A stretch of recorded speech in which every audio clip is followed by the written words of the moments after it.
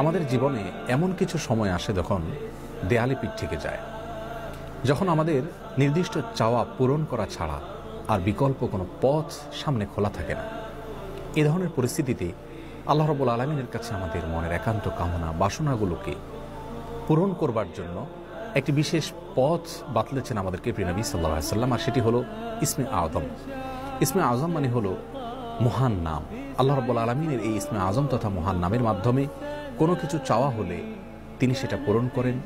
এই নামের মাধ্যমে আল্লাহকে ডাকা হলে তিনি সেটাকে সাড়া দেন। এ মর্মে নবী আলাইহিস সালামের অনেকগুলো হাদিস রয়েছে। অনেক উলামায়ে কেরাম ইসমে আযম সম্পর্কে বলেছেন যে এটি হলো আল্লাহ রাব্বুল আলামিনের যে মূল নাম আল্লাহ, সেটি তার অনেকগুলো গুণবাচক নাম আছে। তমধ্যে থেকে আল্লাহ রাব্বুল আলামিনের যে মূল নাম আল্লাহ, এই নামের মাধ্যমে আল্লাহ রাব্বুল আলামিনকে ডেকে যদি বান্দা কোনো কিছু চান কায় মনোবাক্যে অন্তরের গভীর থেকে, তাহলে সে দোয়া আল্লাহ রাব্বুল আলামিন অবশ্যই কবুল করেন। এজন্য কোনো কিছু আল্লাহ রাব্বুল আলামিনের কাছে চাওয়ার আগে যদি আল্লাহ বলে ডেকে ভালোবাসা থেকে, আস্থা থেকে, ভরসা থেকে, কায় মনোবাক্যে দীনতাহীনতার সাথে আল্লাহকে ডেকে যদি কেউ দোয়া করেন, তাহলে সে দোয়া আল্লাহ রাব্বুল আলামিন ফিরিয়ে দেন না। ইসমে আযম সম্পর্কে আরও নির্দিষ্ট করে আমরা নবী আলাইহিস সালামের যে হাদিসটি দেখতে পাই, সেটি তিরমিজিতে বর্ণিত হয়েছে, আরও বিভিন্ন হাদিসের কিতাবে বর্ণিত হয়েছে। সে হাদিস সম্পর্কে বিশ্ববিখ্যাত হাদিসবিদ হাফিজ ইবনে হাজার আল আসকালানী রাহিমাহুল্লাহ ফাতহুল বারীতে লিখেছেন যে ইসমে আযম সম্পর্কে সবচেয়ে বিশুদ্ধতম হাদিস হলো এটি।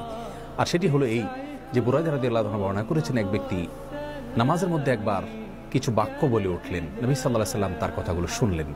তিনি এটি আর সেটি হলো এই যে বুরায়দা রাদিয়াল্লাহু আনহু বর্ণনা করেছেন, এক ব্যক্তি নামাজের মধ্যে একবার কিছু বাক্য বলে উঠলেন, নবী সাল্লাল্লাহু আলাইহি সাল্লাম তার কথাগুলো শুনলেন। তিনি বলে উঠলেন, আল্লাহুম্মা ইন্নী আসআলুকা বিআন্নী আশহাদু আন্নাকা আনতাল্লাহ লা ইলাহা ইল্লা আনত আল আহাদুস সামাদ আল্লাযী লাম ইয়ালিদ ওয়া লাম ইউলাদ ওয়া লাম ইয়াকুল লাহু কুফুয়ান আহাদ। তার মুখে এই বাক্যগুলো শুনে নবী আলাইহিস সালাম বলেছেন, নিশ্চয়ই এই লোকটি ইসমে আযম পাঠ করেছে। ইসমে আযমের মাধ্যমে আল্লাহ রাব্বুল আলামিনের কাছে কোনো কিছু চাওয়া হলে তিনি সেটা ফিরিয়ে দেন না।